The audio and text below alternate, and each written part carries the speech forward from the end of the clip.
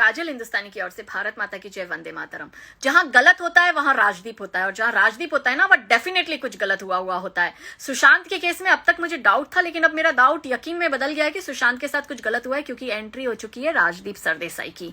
ये राजदीप सरदेसाई को अफजल इनोसेंट लगता था, इसको बुरहान वानी इनोसेंट लगता था, इसको जेएनयू की टुकड़े टुकड़े गैंग इनोसेंट लगती है, इन सबके इंटरव्यू करता है।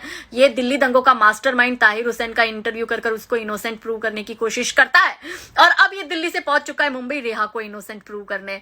तो राजदीप सरदेसाई से तो मेरा सबसे पहला ये सवाल है कि आप कहते हो सुशांत कौन था, क्यों उसको इतना तुल दे रहे हो? भाई सुशांत ने तो 8 से 10 हिट पिक्चरें दी है, वो तो सुपरस्टार था, लेकिन रेहा को कौन जानता है कि आप रेहा के लिए दौड़े दौड़े दिल्ली से मुंबई चले आए? कोई खास रिश्ता हो तो हमें भी बता दो, हम भी जानना चाहेंगे।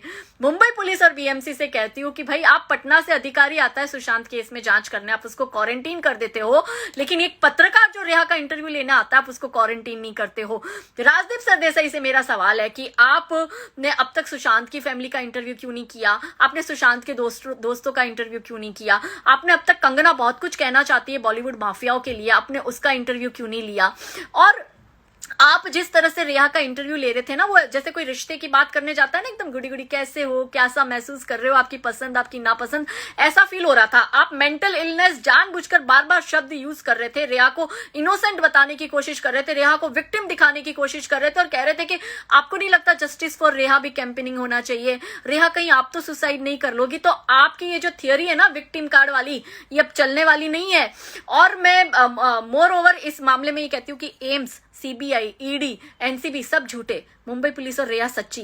राजदीप सरदेसाई थोड़ी सी शर्म कर लो अगर आप में बाकी हो तो। और रेहा को कहती हूँ बेटा जितना कम बोलेगी ना उतना अच्छा है। तुम कह रहे हो कि वो क्लस्टर फोबिया उसको था, वो मोडाफिनिल दवाई लेता था, उसको ऊंचाई से डर लगता था। कितने इतने वायरल हो रहे हैं सुशांत के ऐसे वीडियो जिसमें वो प्लेन उड़ा रहा है, वो खुश लग रहा है, और आज तक के एक ही इंटरव्यू में वो बोल रहा है कि उसको प्लेन उड़ाने का लाइसेंस चाहिए।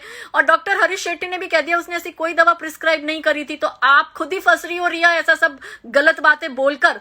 और अंत में राजदीप सरदेसाई ने मुझे ब्लॉक कर रखा है, मेरा ये वीडियो उस तक पहुंचा दीजिएगा। राजदीप सरदेसाई से मेरा यही सवाल है, दोनों की एक्टिंग बड़ी बुरी थी, अब ये बता दो कि स्क्रिप्ट किसने लिखी थी, महेश भट्ट ने या जावेद अख्तर ने? नमस्ते।